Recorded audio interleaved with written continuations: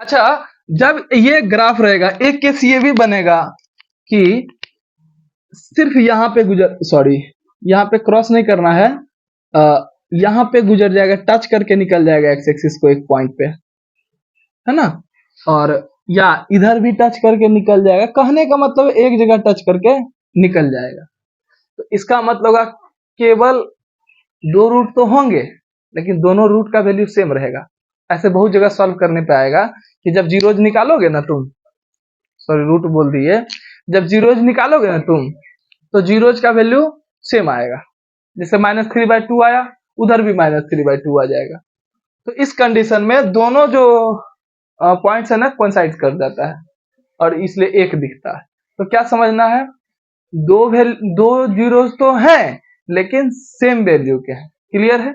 और जो हवा में उड़ गया, अभी अभी तुरंत बताए थे, इसके कोई रूट्स नहीं, कोई जीरोज नहीं है। क्लियर है, समझ में आ रहा है कि नहीं आ रहा है। और केवल एक, इसमें केवल एक इसलिए कहते हैं क्योंकि वैल्यू सेम आ जाता है, तो इसको ओनली वन कहा जाता है। क्या कहते हैं, ओनली वन जीरोज। क्यों कहा जाता है, क्योंकि सेम वैल्यू का होता है। क्लियर है, कोई दिक्कत नहीं है ना। चलो अब आगे। तो हाँ, तो यहां से हम बहुत अच्छे से समझ गए जीरोज क्या होता है, जीरो का क्या रोल है। ठीक है, अभी तक हमने क्या क्या देखा, इस चैप्टर के पूरे नेचर को समझा। और चैप्टर के नेचर में ये टॉपिक था, क्या था, geometrical meaning of zero, zero को समझ गए।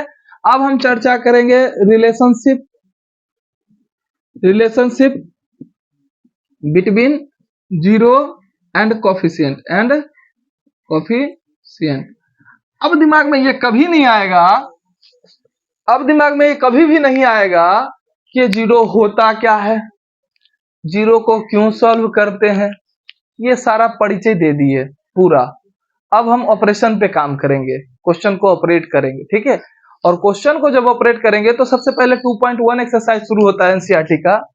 तो एनसीईआरटी का जो ये 2.1 है ना, इसको आप लोग बना के लाइएगा, आंसर करके लाइएगा, और डिफरेंट डिफरेंट बुक से भी आप कर सकते हैं। उसके बाद नेक्स्ट टॉपिक है relationship between zeros and coefficient of a polynomial. अब आगे इस पे चर्चा करेंगे। ठीक है, तो यहां तक उम्मीद करते हैं कि समझ में आ गया होगा। और एक बार जितना भी क्लास लिए हैं इंट्रोडक्शन के नाम पे, उसको बहुत अच्छे से देखना है, क्योंकि अब जो शुरू हो रहा है ना, अब कुछ है ही नहीं, अब चुटकी में सॉल्व होगा और कोई बड़ा प्रॉब्लम नहीं है। ठीक है, तो जब हम क्वेश्चन सॉल्व करेंगे तो हम ट्राई करेंगे पहले कॉन्सेप्ट को रख करके क्वेश्चन को सॉल्व करें, फिर क्वेश्चन के लेवल को थोड़ा बढ़ाएं, फिर मॉडरेट, फिर हायर लेवल का क्वेश्चन पे ले जाएं। लेकिन उसके लिए इंतजार करना पड़ेगा। सबसे पहले हम एनसीईआरटी को 1 बाय 1 करके सॉल्व करवा देते हैं। ठीक है, फिर उस पर चर्चा करेंगे। रहने देते हैं आज के लिए। ठीक है, चलो आयुष।